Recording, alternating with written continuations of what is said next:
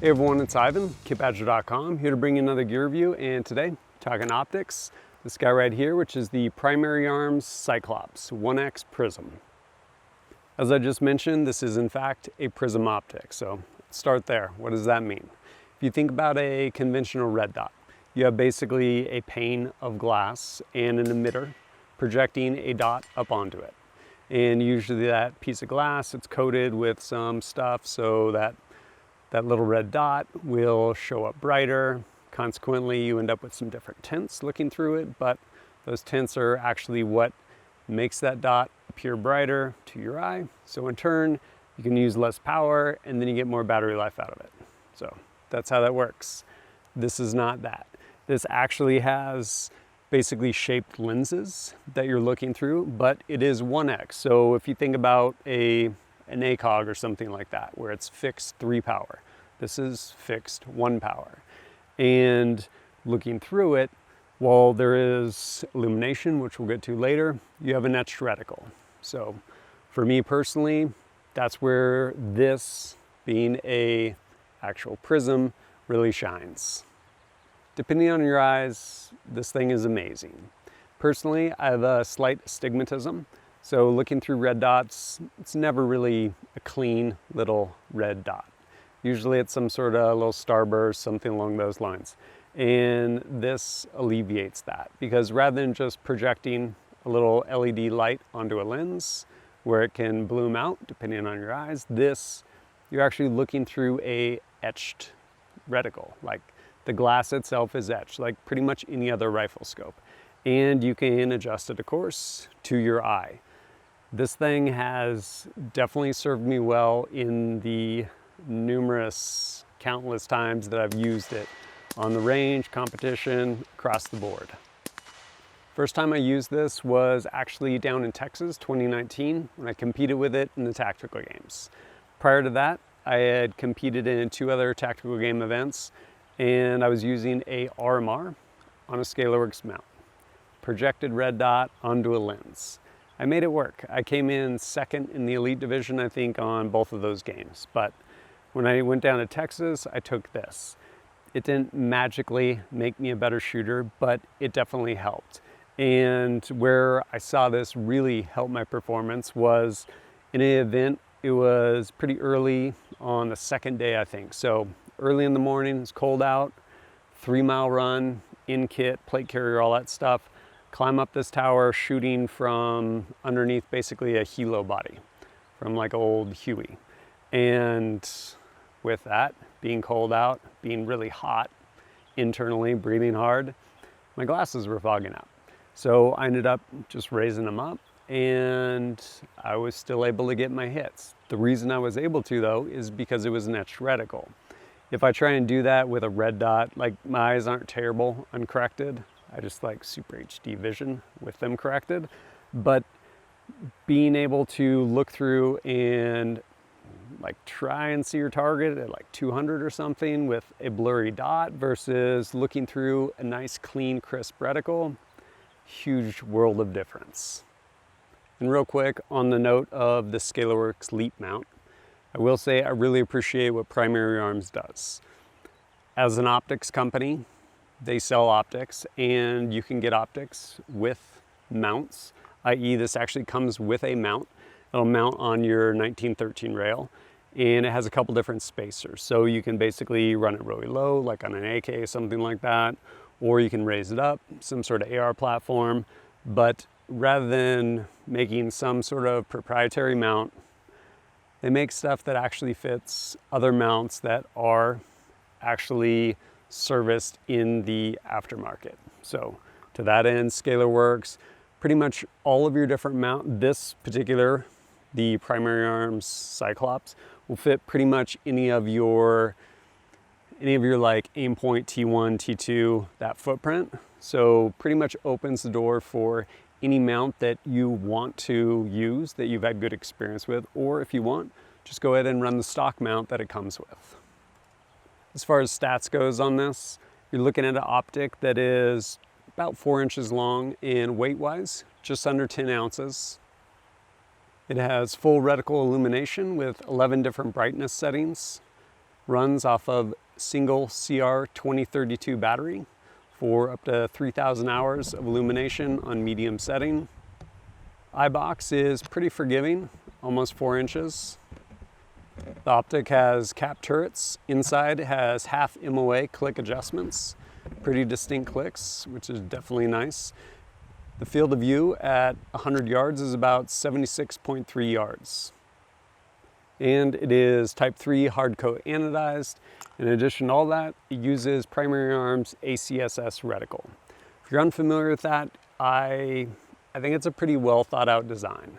The one inside this is made for basically kind of ranging fast acquisition out to about 400 yards to include some leads, depending on wind, movement, stuff along those lines. Have I used all that stuff? Not usually. For me personally, I will go ahead and zero the tip of the chevron. So inside the reticle, we have a chevron, and then outside of it, pretty big, thick, kind of like horseshoe. And for me personally, I will get this zeroed at 50, usually confirm it at 200, the tip of the chevron, and that pretty much serves me well out as far as I'm usually shooting this. Which brings us to, how far am I usually shooting this?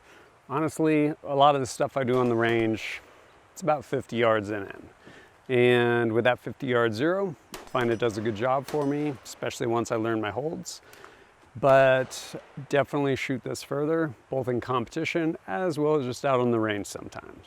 Right here, I was doing some shooting with it on this host weapon, this BRN 180, and I was shooting it initially out at about 100 yards, pretty much point of aim, point of impact, holding dead center.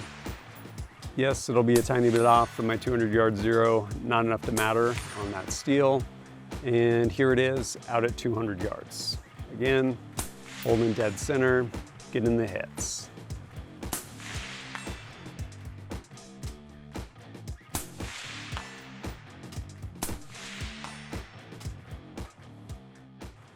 When I push out to 300, I pretty much have to hold the chevron, the tip of the chevron, right on the head of that silhouette. And once I do that, as long as I'm doing my part, get hits all day long.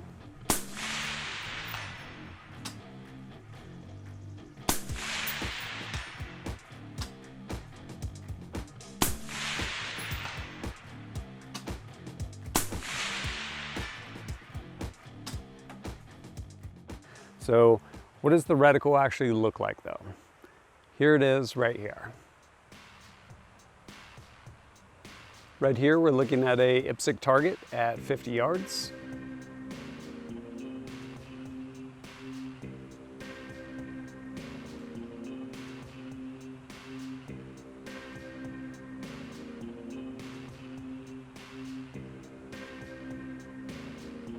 Right here is a IPSC target again, this time at 100 yards.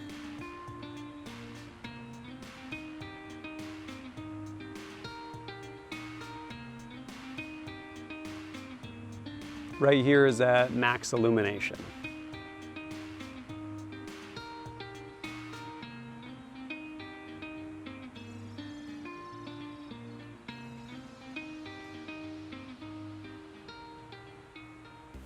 What do I think of the reticle? Honestly, I think it does a really good job for what it was designed for. Pretty close engagements out to, they say 400. I've never shot it that far. But especially up close, being able to have that really big horseshoe, if that horseshoe is on your target, you're gonna hit it. And as you push back, I, again, because of astigmatism, really like having that chevron in there because I can take the point of that chevron and put it on exactly what I want to hit, where I want to hit. And as long as I do my part with trigger control, I'm going to end up hitting it. And I think overall it does a really good job. A couple of things to note with this optic. One, the illumination. Is it daylight bright?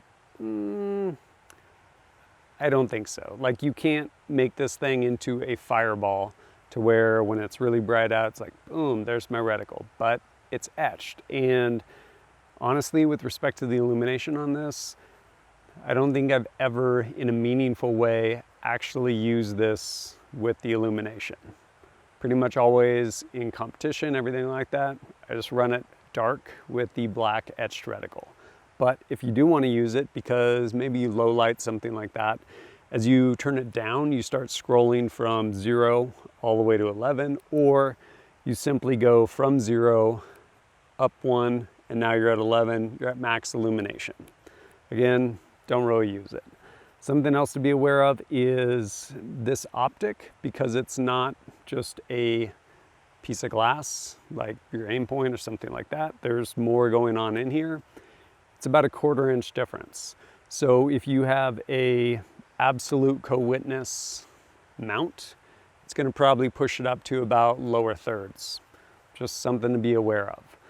And speaking of co-witnessing, can you use this with your iron sights? Yes, you can.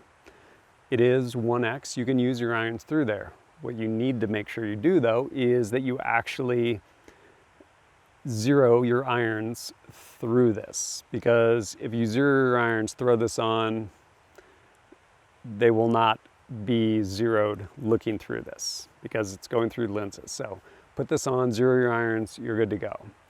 And can you use a magnifier? You can. You need to make sure that you actually adjust your magnifier so that when you flip the magnifier over, the reticle is nice and clear, but you can in fact use this with a magnifier. One more thing worth mentioning, not night vision compatible. Does that matter? I have no idea. Totally dependent on your use case. And speaking of use case, where does this shine? For me personally, about 0 to 300. After 300, depending on what gun I'm shooting, because I have played around trying to stretch it past 300 out to 4 and even 5, and kind of just holding out there in space. For me personally, I would rather have some sort of stadium line or something underneath that chevron, because it turns into a guessing game for me. But from 0 to 300, I love this thing. It does an amazing job. And yeah, especially depending on your eyes, as I mentioned with my astigmatism, that word, this does fantastic. I can't stand using red. I use red dots sometimes. Some work better for me than others, but it's frustrating, especially when you're, granted, most of the time you're using a red dot, not getting this super precise point of aim, but I want to be able to have that option. And this definitely does that. You can shoot fast with it still and use basically that big horseshoe, but when you want to get precise, you have the tip of the chevron, and I actually really like that. If you're looking at picking one of these up, you can find them different places, obviously Primary Arms, as well as places like Brown, usually around 240, 250 bucks. They do in fact come with a mount, so you're not getting a $250 optic and then having to go source a mount, which is really nice. But if you do want to actually swap the mount, as I mentioned, pretty much anything that has the aim point T1, T2 footprint, it'll work for this.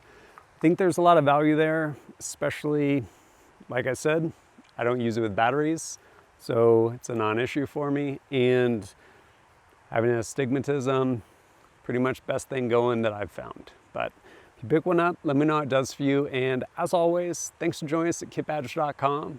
Look forward to seeing you next time.